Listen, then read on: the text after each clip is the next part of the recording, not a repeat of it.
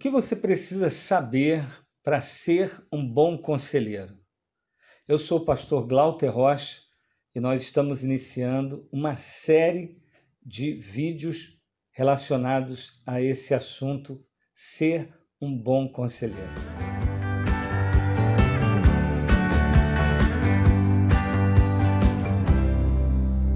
Bem, eu gostaria de começar esta série sobre ser um bom conselheiro destacando três características que para mim são imprescindíveis na vida de todo aquele cristão que tem no seu coração o desejo de ser um bom conselheiro.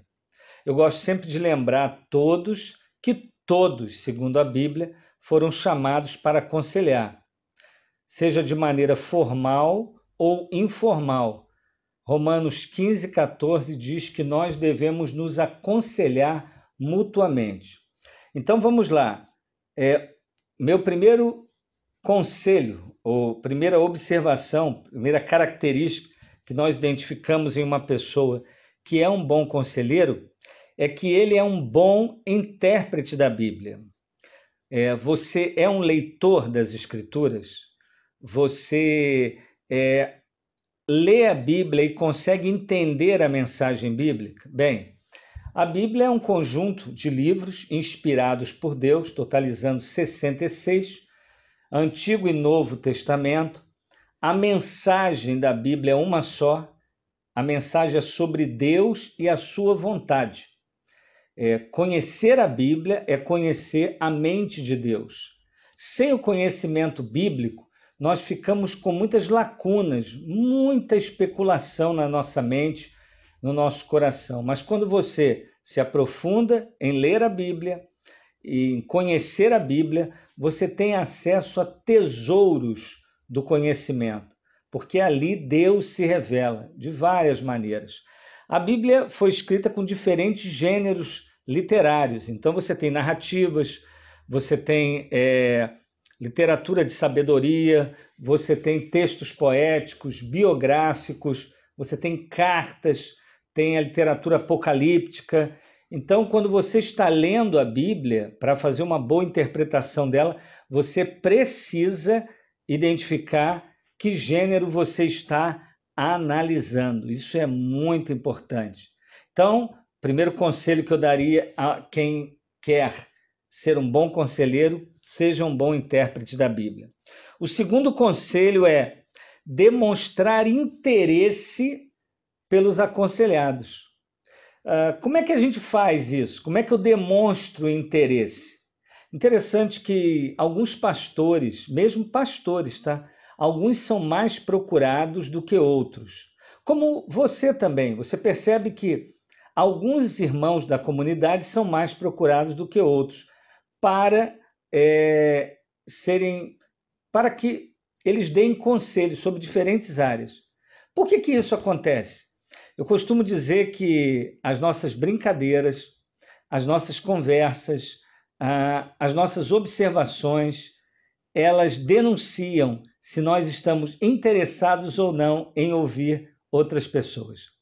Alguns pastores costumam dizer que ninguém os procura porque do púlpito eles aconselham toda a igreja. Às vezes não.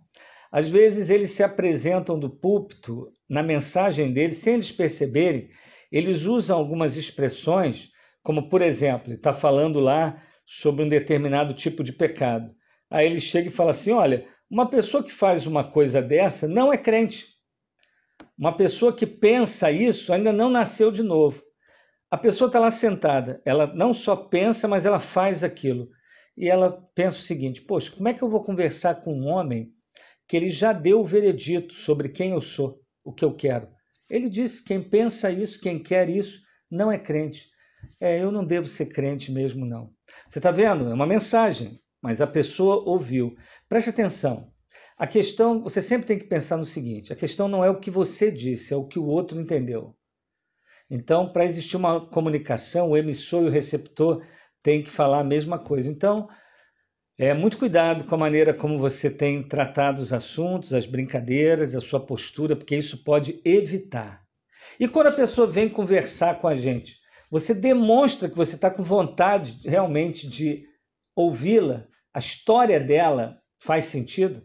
Uma das coisas que são legais você fazer quando está ouvindo alguém é, durante a conversa, no meio da conversa, depois de um tempo, você retomar alguma coisa que ele disse no início e demonstrar para ele que você está a par realmente da história dele e da história dela. Isso é muito significativo quando nós estamos falando e vemos que o outro está prestando atenção. Isso faz um bem enorme. Quando eu precisei me aconselhar, que eu percebi que a pessoa estava me ouvindo de verdade, olha, ainda que ela não apresentasse uma prescrição, alguma coisa que eu pudesse aproveitar, só o fato dela ter me ouvido com respeito não é suficiente, mas é muito bom. Então, a segunda coisa para você ser um bom conselheiro é demonstrar interesse. A terceira coisa é compreender as 5 dimensões da identidade. Eu acho que pouca gente tem uma visão clara sobre o tema identidade. E eu quero já adiantar, dizendo para você que as narrativas hoje espalhadas por esse mundo, elas estão fazendo um estrago na identidade das pessoas. E essas narrativas, em sua maioria, têm como alvo trocar identidades. E você vai entender o que eu estou querendo falar na medida que cada uma dessas dimensões fica claro para você. Um bom conselheiro, ele sabe, primeiro, que a primeira dimensão da identidade é que a identidade é algo que nós recebemos. Identidade não é algo que eu conquistei, não é algo que eu construo, não tem a ver com construção cultural. Identidade é algo que eu recebo. A Bíblia diz que Deus criou macho e fêmea, homem e mulher.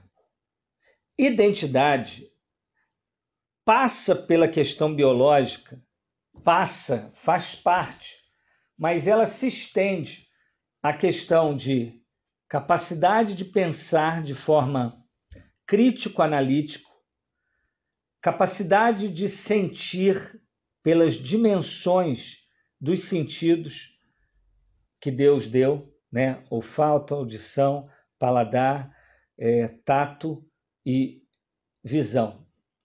Então, capacidade de sentir e agir aquilo que eu faço de forma concreta.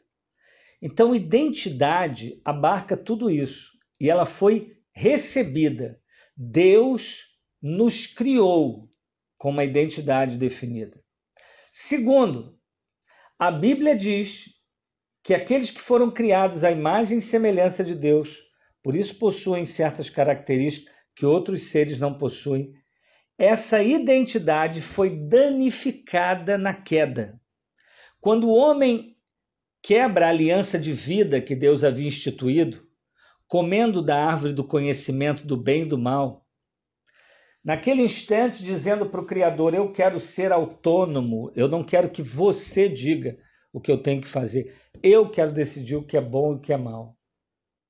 Adão e Eva tomam essa decisão, a identidade deles é danificada. A Bíblia diz, no capítulo 3 de Gênesis, verso 7, que eles percebem, eles passam a perceber a realidade com outra maneira, com outro olhar. Naquele momento, a identidade foi danificada. Então, o que foi danificado? A sua capacidade de pensar, a sua capacidade de sentir e as suas ações foram danificados. Deus criou o homem para seu louvor e sua glória. Identidade danificada. Esse homem não vive mais para a glória de Deus, ele vive para a sua própria glória e agora ele não é, a sua história não é baseada em propósito, mas em necessidade. Então, identidade, primeira dimensão, ela foi recebida. Segunda dimensão, ela foi danificada. Terceira dimensão, por ter sido danificada, ela pode ser falsa. Por isso, pessoas escutam e falam uma porção de coisas relacionadas a, por exemplo, eu sou homem biologicamente, mas me vejo e me sinto como uma mulher. Por que isso? Identidade danificada. Você vai ver um ser humano tirando a vida de outro ser humano. O que é isso? Identidade danificada. Ele não vê no outro a imagem e semelhança de Deus, não há temor nele. Pelo contrário, pela sua identidade estar danificada, ele tem uma percepção do outro como inimigo, como alguém que deve ser destruído, como alguém que não vale absolutamente nada. Isso tudo porque a identidade do homem foi danificada. Lembra?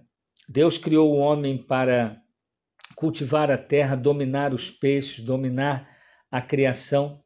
O homem, por ter uma identidade danificada, ele vai agir de maneira errada. E ele vai fazer o quê? Ao invés de dominar o que Deus mandou, ele vai dominar o que Deus não mandou. Então, você tem aí projetos, por exemplo, como supremacia de uma etnia, o racismo é uma expressão de dominação de identidades danificadas. Então, identidade recebida, identidade danificada, identidade falsa. Em quarto, identidade resgatada. A Bíblia diz que Jesus veio buscar e salvar o que se havia perdido. Ou seja, quando Jesus vem e salva o homem, ele traz o homem para uma dimensão que esse homem saiu. É aquela história de Lucas 15, do pai que busca, do pai, da mulher que encontra e do pastor que acha a ovelha. Aquelas 3 parábolas que Jesus conta é para mostrar essa atitude de Deus em resgatar. Isso é muito glorioso. Deus veio resgatar. Por isso que uma pessoa, quando se converte, se ele tem a sua sexualidade confusa, a organização da sua adoração organiza a sua sexualidade. Interessante que, se você observar no capítulo 1 de Romanos, quando vai falar de mulheres mudando o seu modo natural, ou homens se inflamando sexualmente um com o outro, né, do ponto de vista da sedução, quando fala sobre isso, o contexto em que isso é dito está no campo da adoração.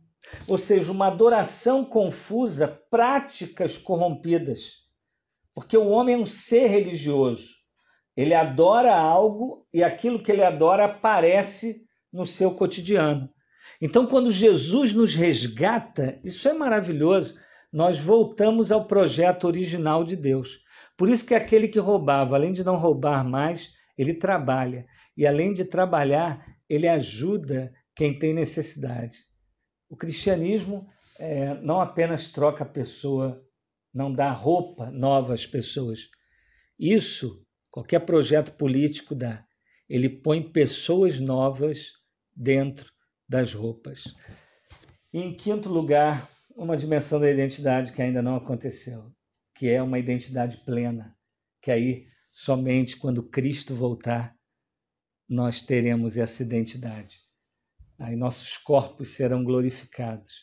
E aí, meu amigo, isso fará com que alguns dos desejos inconvenientes que eu e você sentimos hoje, mesmo sendo cristãos, eles cessem. E a gente só deseja amar, amar e amar o nosso Redentor. Bem, eu creio que esses 3 conselhos são conselhos básicos, né? E nós vamos dar continuidade a essa série, Ser um Bom Conselheiro, mas eu gostaria muito que você prestasse bastante atenção em cada um desses conselhos. Ser um bom conselheiro é ser um bom intérprete, ser um bom conselheiro é ser alguém que escuta as pessoas com interesse, e ser um bom conselheiro é alguém que consegue discernir as 5 dimensões da identidade. Eu sou o pastor Glauter Rocha, eu sou conselheiro e sou professor de aconselhamento bíblico. Se você se identificou, gostou do que ouviu nesta série, ainda não é inscrito no canal, faça isso agora. Ative o sininho para receber a nova aula, né, da próxima desdobramento dessa série. Nós teremos outros vídeos e eu espero que você possa enviar para alguém, caso tenha te edificado, e espero realmente que você creia como eu, que aconselhar transforma. Deus te abençoe e até o nosso próximo encontro.